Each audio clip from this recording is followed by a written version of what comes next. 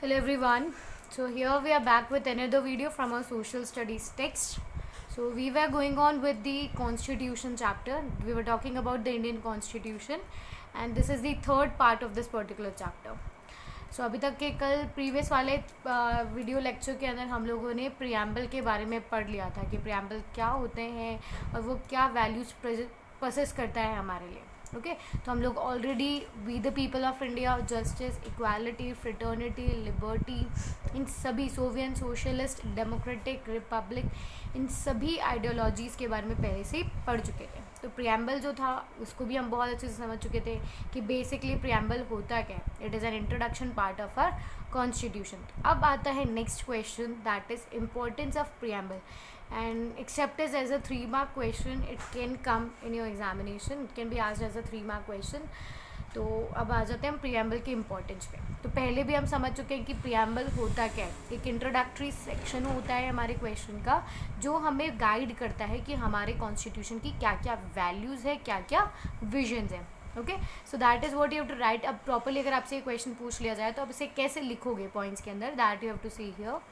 First point, as a preamble reflects the vision of the constitution makers. मैंने पहले भी बताया था कि जो कॉन्स्टिट्यूशन मेकर्स थे उन्होंने एक विजन के साथ में, फ्यूचर विजन के साथ में कॉन्स्टिट्यूशन लिखा था कि 50 ईयर्स बाद में, 70 ईयर्स बाद में, 100 ईयर्स बाद में हमारी कंट्री ऐसी दिखेगी. ठीक है, तो उस विजन में उन्होंने कुछ मतलब कुछ वैल्यूज़ भी अज्यूम की थी कि उस गोल को अचीव करने के लिए, ठीक है, हमें कुछ ना कुछ पॉलिसीज़ को या फिलोसफीज़ को फॉलो करना पड़ेगा. And that philosophies is included in the preamble. So preamble reflects the vision of the constitution makers. It states goal before the nation and guides policy maker. मैंने आपको पहले भी बताया था कि कॉन्स्टिट्यूशन क्या होता है, सुप्रीम लॉ होता है. उसके अंदर हमारे पास आर्टिकल्स लिखे होते हैं, शेड्यूल्स लिखे होते हैं, क्लॉजेज होते हैं, फंडामेंटल राइट्स, ड्यूटीज़, बहुत सारी चीज़ें उसमें लिखी हुई होती है. तो कॉन्स्टिट्यूशन क्या होता है बेसिकली, सुप्रीम लॉ तो है ही सही, पर उस कॉन्स्टिट्यूशन में ऐसे बेसिक नॉर्म्स भी लिखे हुए हैं जिसके थ्रू हम गवर्नमेंट की पावर्स को कंट्रोल कर सकते हैं और उन्हें हम लोग ऑर्डर दे सकते हैं कि आप इस पर्टिकुलर स्ट्रीटेड मैनर में ही काम करो. और जितने भी गवर्नमेंट ये रूल्स और रेगुलेशंस बनाती है तो उन्हें भी कॉन्स्टिट्यूशनल वैल्यूज़ का ध्यान रख करके ही न्यू पॉलिसी बनाई जा सकती है. Okay, it is not enforceable by the law. Now this is something that you need to properly understand. अभी ये चीज़ें तो तुम्हें समझ आती थी, अब दो न्यू टर्म्स को समझो, दैट इज़ एन्फोर्सिएबल और लास्ट नेक्स्ट वाली पॉइंट में void.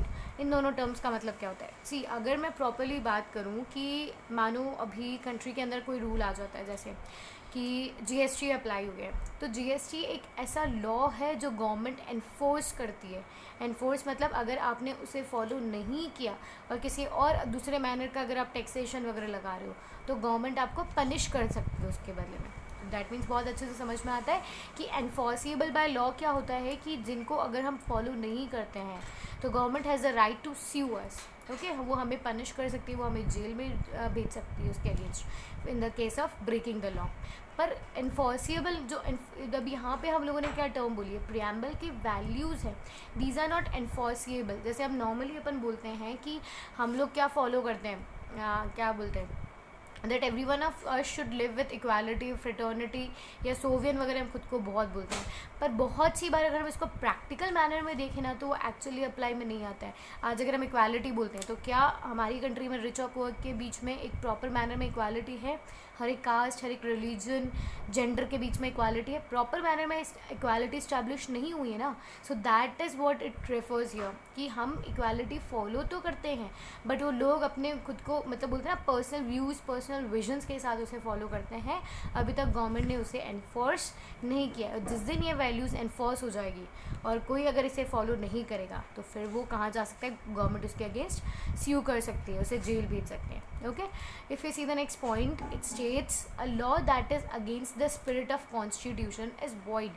That what sense it makes is कि मानो फॉर एग्जांपल आप कोई रूल्स और रेगुलेशन बनाने का सोचते हो, आप कोई रूल बनाते हो और वो कॉन्स्टिट्यूशन, हमारा कॉन्स्टिट्यूशन बोलता है कि सभी को इक्वालिटी देनी है, ठीक है. अब ये एनफोर्सिएबल नहीं है पर ये हमारी फंडामेंटल ड्यूटी होती है कि हम इसको फॉलो करें. ठीक है, ये इन्होंने हम पे बोला है ना, मतलब आप इसको बहुत नॉर्मली बोलो कि अब तुम्हें टीचर ने बोल दिया कि तुम लोग लेसन पढ़ के आना, ठीक है। तो तुम लोगों ने उस लेसन को पढ़ लिया, तुमने उसको लाइटली ले लिया कि ठीक है मैम ने बोला है या सर ने बोला है तो हम उस लेसन को पढ़ लेते हैं। पर एक तुम्हें बोल दिया जाता है कि कल उस लेसन को पढ़ के आना है, मैं तुम्हारा टेस्ट लूँगी और अगर तुम उसको मार्क्स कम आते हैं तो तुम्हें उसके बदले में पनिशमेंट भी मिलेगी। तो वो होता है एनफोर्स करना। और एक जहाँ टीचर ने लाइटली बोल दिया था कि ठीक है इसको चैप्टर को पढ़ के आना, सो दैट इज़ आपकी मतलब आपको बेसिक अभी मैंने ये नहीं बोला कि अगर आप उसको पढ़ के नहीं आते हो तो आपको अभी तक पनिशमेंट मिलेगी, ऐसा कुछ नहीं था। बस आपकी एक बेसिक ड्यूटी थी कि यार ठीक है पढ़ाया गया है तो हम उसे पढ़ लेते हैं। That what enforcement means. Okay, तो अब मानो कि जैसे फॉर एग्जांपल मैंने तुम्हें बोल दिया कि आपको पढ़ के आना है और अगर आप उसे पढ़ करके नहीं आते हो, ठीक है, तो या फिर मैंने एक पर्टिकुलर आपको एक क्राइटेरिया दे रखा है कि आपको इस क्राइटेरिया को फॉलो करते हुए मेरी क्लास में बैठना है, या आपको एक क्वेश्चन समझाया गया था और आपको उस क्वेश्चन को सॉल्व करने के लिए पर्टिकुलर गाइडलाइंस दी गई थी, और अगर आप उस गाइडलाइंस के अगेंस्ट कुछ कर देते हो तो आपको वो क्या हो जाएगा, वो वॉइड माना जाएगा। ठीक है, आपको बहुत सिंपल सी चीज़ बनाऊँ, हमारे पास कॉन्स्टिट्यूशनल वैल्यूज स्टेटेड है, अगर हम उस वैल्यूज़ को फॉलो करते हुए कोई भी रूल्स और रेगुलेशंस बनाते हैं तो वो रूल्स और रेगुलेशंस वैलिड माने जाते हैं। ठीक है, वो एप्लीकेबल होते हैं हर मैनर के अंदर, जैसे इक्वालिटी हुआ, ठीक है, और भी कोई भी मतलब मानो कि किसी भी तरह के स्कीम्स नॉर्म्स वगैरह लॉज वगैरह आते हैं, अगर वो कॉन्स्टिट्यूशनल वैल्यूज़ को सपोर्ट करते हैं तो वो क्या होंगे, वैलिड होंगे। और अगर उसे हम लोग वो कॉन्स्टिट्यूशनल वैल्यूज़ के अगेंस्ट जाते हैं, जैसे मानो कि हम हमारी कंट्री को सेक्युलर बोलते हैं, सेक्युलर मतलब हर एक रिलीजन की प्रॉपर सिग्निफिकेंस है, उसकी अपनी डिग्निटी है, और ऐसा कोई लॉ बन जाता है जिससे मानो कोई एक कम्युनिटी बहुत बुरी तरीके से इफेक्ट हो रही है, उनके साथ डिस्क्रिमिनेशन हो रहा है, तो ऐसा लॉ हमारी कंट्री में क्या होगा, वॉइड होगा, वो वैलिड नहीं होगा। वैलिड मतलब समझते हो ना, जो एक्सेप्टेड है, और वॉइड मतलब जो एक्सेप्टेड नहीं है। Okay, so here you are clear with the importance of preamble also. अब हमारे कॉन्स्टिट्यूशन के ना बहुत सारे फीचर्स हैं, कुछ फीचर्स के बारे में हम ऑलरेडी पढ़ चुके हैं, वो मैंने यहाँ नहीं बताए हैं। कि सबसे पहली चीज़, it is the largest written constitution. ठीक है, लार्जेस्ट रिटन कॉन्स्टिट्यूशन होने के बाद अब यहाँ के जो मतलब मैंने बताया ना कि यहाँ की पॉलिसीज़ मतलब हमारा जो एक गवर्नमेंट स्ट्रक्चर जो है वो एक डेमोक्रेटिक स्ट्रक्चर है। फीचर्स की अगर हम बात करें तो हमारा फीचर इक्वालिटी को सपोर्ट करता है, सेक्युलरिज्म को सपोर्ट करता है, we the people of India वाली डिग्निटी हर सिटीज़न को देता है। पर एक स्पेसिफिक फ़ीचर अगर मैं हमारे कॉन्स्टिट्यूशन का बताऊँ तो ये एक फेडरल स्ट्रक्चर को फॉलो करता है। अब फेडरल का मतलब क्या होता है, बहुत ईजी है और बहुत इंपॉर्टेंट है, क्योंकि ये पूरा वापस 10th स्टैंडर्ड में आपके पॉलिटिकल साइंस का सेकेंड लेसन है, वर्ड फेडरलिज्म। ठीक है, पॉलिटिकल साइंस का फेडरलिज्म इन इंडिया या फेडरल सिस्टम ऑफ इंडिया ऐसा कुछ करके। ठीक है, तो फेडरलिज्म का बेसिक मतलब होता है डिस्ट्रीब्यूशन ऑफ पावर्स। फेडरलिज्म का बेसिक मतलब होता है डिस्ट्रीब्यूशन ऑफ पावर्स। ओके, तो यहाँ आप क्या समझने वाले हो कि भाई यहाँ पे ऐसी गवर्नमेंट जहाँ पे पावर्स का डिस्ट्रीब्यूशन है वो होता है फेडरल सिस्टम। अब गवर्नमेंट कैसे डिस्ट्रीब्यूटरी होती है, गवर्नमेंट में कैसे पावर्स डिस्ट्रीब्यूट होती है, हमारी गवर्नमेंट भी 3 लेवल्स पे या फिर 3 ऑर्गन्स पे काम करती है। अगर मैं 3 लेवल्स की बात करूँ तो सेंट्रल लेवल, स्टेट लेवल और लोकल लेवल। अगर मैं 3 ऑर्गन्स की बात करूँ तो लेजिस्लेटिव, एग्जीक्यूटिव एंड जुडिशरी।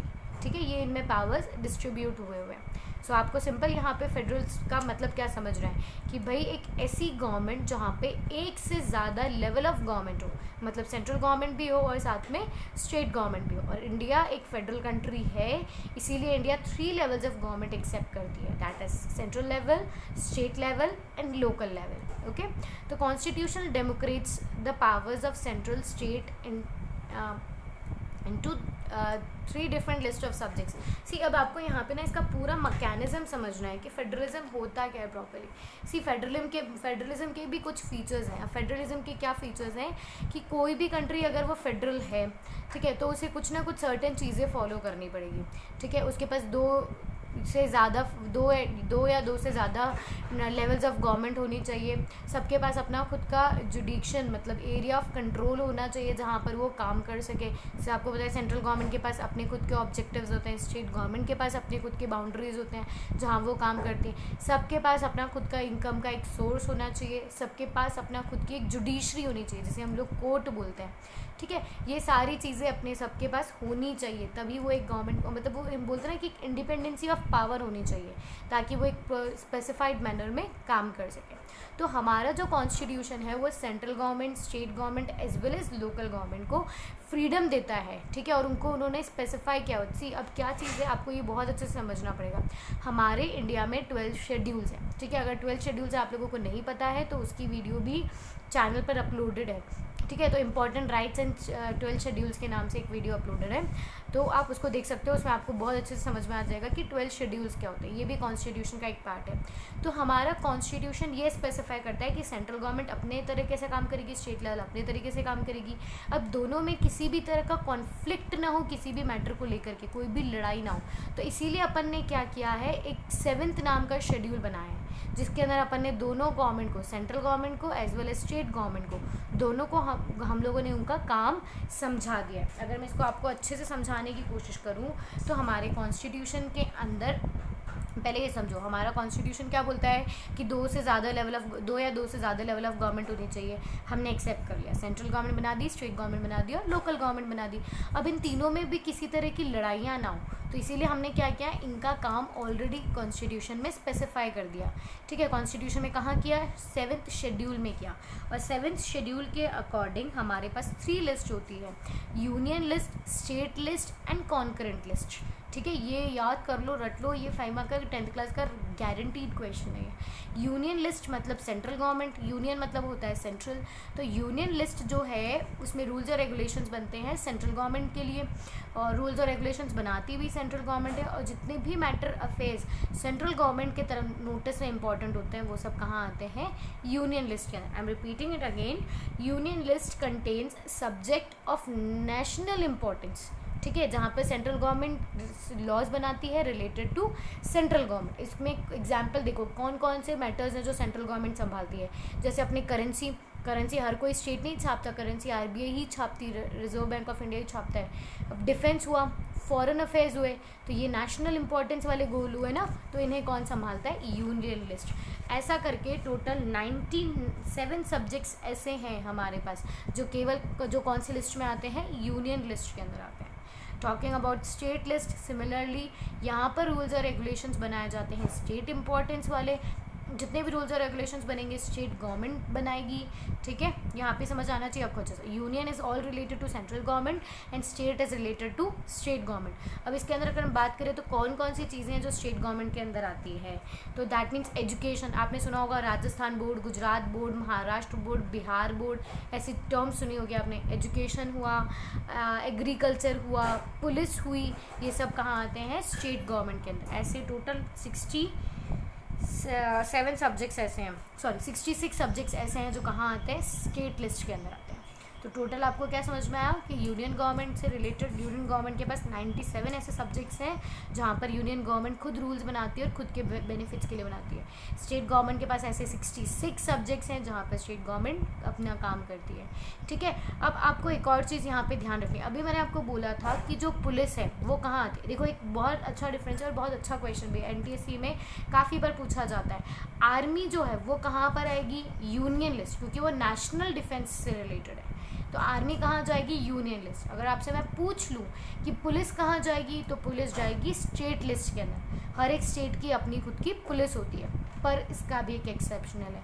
हमारी जो दिल्ली की पुलिस होती है, ठीक है, चाहे वो NCR हो चाहे नॉन NCR वाला हो, ठीक है, NCR हो चाहे वो कैपिटल रीजन हो, दोनों में जो पुलिस होती है उसका इंचार्ज कौन होता है, सेंट्रल गवर्नमेंट। ये एक एक्सेप्शनल केस है केवल कि भाई दिल्ली की पुलिस जो है वो किसके अंदर आती है, सेंट्रल गवर्नमेंट के अंदर आती है।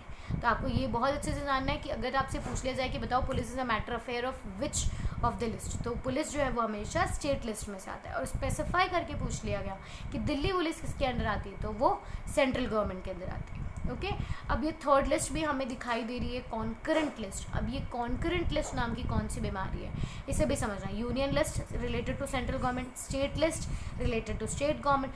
कॉन्करेंट लिस्ट का मतलब होता है, देखो अब हमने ये देखा है, हमेशा देखा है कि सेंट्रल गवर्नमेंट और स्टेट गवर्नमेंट यहाँ पर हमारे कंट्री के अंदर इंटरडिपेंडेंट होती है। तो बहुत से ऐसे मैटर्स भी हैं जहाँ पर स्टेट गवर्नमेंट अकेली काम नहीं कर सकती या सेंट्रल गवर्नमेंट अकेली काम नहीं कर सकती, और उन मैटर्स के अंदर दोनों गवर्नमेंट्स का साथ में काम करना बहुत ज़रूरी है, ठीक है। तो ऐसे मैटर्स कहाँ रख दिए जाते हैं, कॉन्करेंट लिस्ट में। और ऐसे टोटल 47 सब्जेक्ट्स हैं sorry, camera is moving a lot. हाँ, तो कॉन्करेंट लिस्ट की हम बात करें तो कॉन्करेंट लिस्ट में ऐसे मैटर्स आते हैं जो सेंट्रल और स्टेट दोनों के इम्पोर्टेंस होते हैं। 47 ऐसे टोटल सब्जेक्ट्स हैं। यहाँ पर रूल्स और रेगुलेशन दोनों central as well as state government बनाती है, बट इन केस अगर लड़ाई हो जाती है यूनियन और स्टेट गवर्नमेंट के अंदर, तो जो सुप्रीम पावर है वो किसका चलेगा? सेंट्रल गवर्नमेंट का, क्योंकि हमारे कंट्री का फेडरल स्ट्रक्चर ही ऐसा है कि central government is more powerful than the state government. Okay, फिर अगर आप नेक्स्ट देखोगे तो all persons in India are governed by laws and policy made by each of this level. हमारे पास सेंट्रल के भी रूल्स और रेगुलेशंस होते हैं, स्टेट की जो विधानसभाएं हैं उनके भी रूल्स और रेगुलेशंस होते हैं जो हमें फॉलो करना पड़ता है। ठीक है, तो अब आप यूनियन लिस्ट, स्टेट लिस्ट और कॉन्करेंट लिस्ट में बिल्कुल भी किसी भी तरह का डाउट मत रखना, ये आपको क्लियर हो चुकी होगी। ठीक है, तो अभी तक हम लोगों ने क्या पढ़ लिया? पूरा प्रियम्बल, कॉन्स्टिट्यूशन क्या होता है, कॉन्स्टिट्यूशन बनने के पीछे की स्टोरी क्या है, कॉन्स्टिट्यूशन का इंट्रोडक्टरी पार्ट हमने देखा कि प्रियम्बल है और प्रियम्बल क्या क्या वैल्यूज़ हमें सपोर्ट कर रहा है, तो वो वैल्यूज़ भी हम लोगों ने पढ़ ली।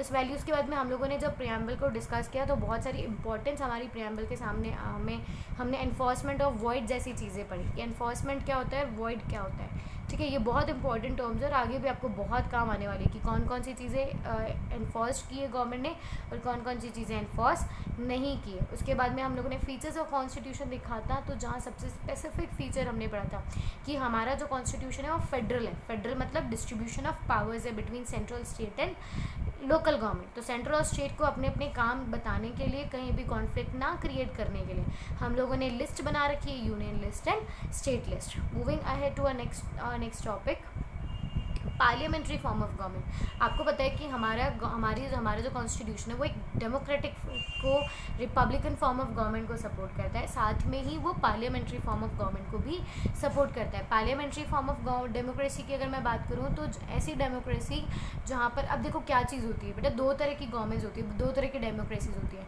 जहाँ लोग या तो डायरेक्टली पार्टिसिपेट कर ले। अब हमारे इंडिया में क्या है, बहुत ज़्यादा पॉपुलेशन है, तो हमारे यहाँ के लोग मतलब मम्मा पापा हर एक मीटिंग में जा कर के तो नहीं अटेंड कर सकते कि भाई ये रूल बनाओ, ये रूल मत बनाओ। ठीक है, तो हम क्या करते हैं, हमारे रिप्रेजेंटेटिव्स को इलेक्ट करते हैं और वो रिप्रेजेंटेटिव्स हमारे बिहाफ पे डिसीजंस लेते हैं। तो ये एक पार्लियामेंट्री स्ट्रक्चर होता है। लोकसभा और राज्यसभा जो नाम का स्ट्रक्चर होता है उसे हम लोग पार्लियामेंट्री फॉर्म ऑफ गवर्नमेंट कहते हैं कि कोई भी डिसीजन, कोई भी रूल बनने से पहले वो डिस्कस किया जाएगा अच्छे से और फाइनली डिस्कशन होने के बाद में, ठीक है, उसे फिर लॉ बना दिया जाएगा। तो फेडरल स्ट्रक्चर क्या है कि यहाँ फेडरल मतलब पार्लियामेंट के अंदर भी पावर्स डिस्ट्रीब्यूटेड होती है।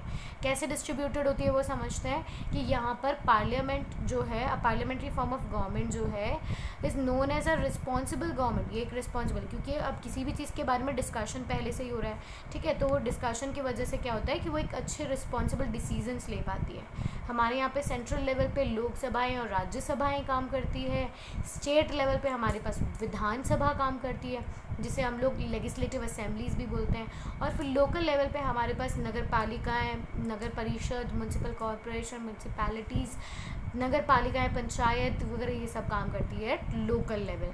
ठीक है, द प्रेसिडेंट ऑफ, अगर इनमें से आपको किसी को भी क्या होता है लोकल गवर्नमेंट, नगर पालिका परिषद क्या होता है, राज्यसभा और लोकसभा के बारे में और डिटेल में पढ़ना है तो उनकी वीडियो क्लिप्स ऑलरेडी अपलोडेड है, तो आप उसको चैनल पे से देख सकते हो। ठीक है, तो the president of India is called the first citizen of India. Very important one word question कि सबसे पहला सिटीजन कौन होता है इंडिया का, ठीक है, वो होते हैं प्रेसिडेंट। और सेकंड सिटीजन कौन होते हैं, वाइस प्रेसिडेंट। प्राइम मिनिस्टर नहीं होते सेकंड सिटीजन भी, सेकंड सिटीजन भी कौन होंगे, वाइस प्रेसिडेंट। ओके, तो due to the constitution obligations, अब आप तो ये सोचोगे ना कि यार मैम मतलब वैसे जनरली देखा जाए तो फर्स्ट पर्सन तो हम प्रेसिडेंट को बोल देते हैं, बट एक्चुअली जो फर्स्ट पर्सन की पावर्स होती है वो कौन एंजॉय करता है, प्राइम मिनिस्टर। तो ये क्यों है, क्योंकि हमारा कॉन्स्टिट्यूशन बोलता है कि हम एक फेडरल स्ट्रक्चर को फॉलो करते हैं जहाँ पे हम हमारी पावर्स को डिस्ट्रीब्यूट करते हैं और किसी भी एक पर्सन के हाथ में नहीं देते हैं। तो इनको फर्स्ट पर्सन बना दिया और सारी पावर्स अगर हम इनको दे देते तो ये अपनी पावर्स का मिसयूज़ कर सकते थे। तो इस पावर को कंट्रोल करने के लिए हमने क्या किया, उस पावर्स को डिस्ट्रीब्यूट कर दी between council of ministers and prime minister. Okay, separation of powers, वही चीज़ अभी मैंने आपको समझाया था कि जैसे हम लोग लेवल्स ऑफ गवर्नमेंट में समझ चुके थे, उसी तरीके से हमारे पास यहाँ पर ऑर्गन्स ऑफ गवर्नमेंट भी होते हैं, ठीक है, जैसे लेजिस्लेटिव, एग्जीक्यूटिव, जुडिशरी। अब तीनों अपनी पावर्स का मिसयूज़ ना करें और एक दूसरे के लिए कॉन्फ्लिक्ट ना क्रिएट करें, इसीलिए हमारे कॉन्स्टिट्यूशन ने क्या किया, इनको इंडिपेंडेंट पावर्स दे दी। लेजिस्लेचर अपना खुद का काम करती है, एग्जीक्यूटिव अपना खुद का काम करती है और जुडिशरी अपना खुद का काम करती है। तो आपको एक बहुत अच्छे से चीज़ यहाँ समझनी है कि अगर हम बात करते हैं लेवल्स ऑफ गवर्नमेंट, तो लेवल्स ऑफ गवर्नमेंट के अंदर पावर इक्वली डिस्ट्रीब्यूटेड नहीं होती है, जबकि ऑर्गन्स ऑफ गवर्नमेंट के अंदर पावर इक्वली डिस्ट्रीब्यूटेड होती है। जितना पावरफुल लेजिस्लेचर है उतना ही पावर एग्जीक्यूटिव है, उतना ही पावरफुल जुडिशरी है। पर हमारे यहाँ पे क्या है, सेंट्रल गवर्नमेंट सबसे ज़्यादा पावरफुल, फिर लीस्ट पावर, फिर थोड़ा सा मीडियम में स्टेट गवर्नमेंट और फिर least powerful local government. Okay, तो ईच गवर्नमेंट के पास अपने खुद के काम हैं और वो क्या करती है, एक दूसरे को चेक एंड बैलेंस भी करती है कि अगर एग्जीक्यूटिव कोई काम प्रॉपर्ली नहीं कर रही है तो लेजिस्लेटिव उसको कंट्रोल कर सकती है या फिर जुडिशरी उसको कंट्रोल करती है। इस तरह का चेक एंड कंट्रोल वाला कोऑर्डिनेशन भी कहाँ चलता है, ऑर्गन्स ऑफ गवर्नमेंट में। तो आपको भी बहुत अच्छे से पता होगा कि लेजिस्लेचर, एग्जीक्यूटिव और जुडिशरी का मतलब क्या होता है। लेजिस्लेचर का मतलब क्या होता है, एक ऐसी बॉडी जहाँ लॉज बनाए जाते हैं। एग्जीक्यूटिव क्या होता है, जहाँ उन लॉज को फॉलो करवाया जाता है, इम्प्लीमेंट करवाया जाता है और उन्हें एनफोर्स करने का काम, मतलब अगर आप उसे फॉलो नहीं कर रहे तो आपको कहाँ भेजा जा सकता है, जेल भेजा जा सकता है ना। तो वो काम कौन देखता है, जुडिशरी। तो law making, implementing and enforcing, तीनों अलग अलग चीज़ें हैं, तीनों इंडिपेंडेंटली इक्वल पावर शेयर करी जाती है थ्रू ऑर्गन्स। ओके, आज बहुत कुछ पढ़ लिया हम लोगों ने, different levels of government, different organs of government. इन दोनों टॉपिक्स में किसी भी तरह का कोई कन्फ्यूजन मत रखना। 3 लिस्ट भी जो थी हम लोगों ने, union list, state list, concurrent list 7th schedule के अंदर आती है, वो भी हमने बहुत अच्छे से डिस्कस कर ली। अगर फिर भी किसी तरह का कोई डाउट है तो आप मुझे बहुत ईजीली कमेंट सेक्शंस में पूछ सकते हो। कल हम लोग स्टार्ट करेंगे, अब हमारे इस लेसन के 2 ही इंपॉर्टेंट टॉपिक्स बचे हैं, fundamental rights and director principles of state policy. इनको बहुत ज़्यादा सोचना मत, ये क्या होता है, जो भी आप अगर आप पढ़ोगे तो विद सीक्वेंस आप समझ जाओगे। Thank you.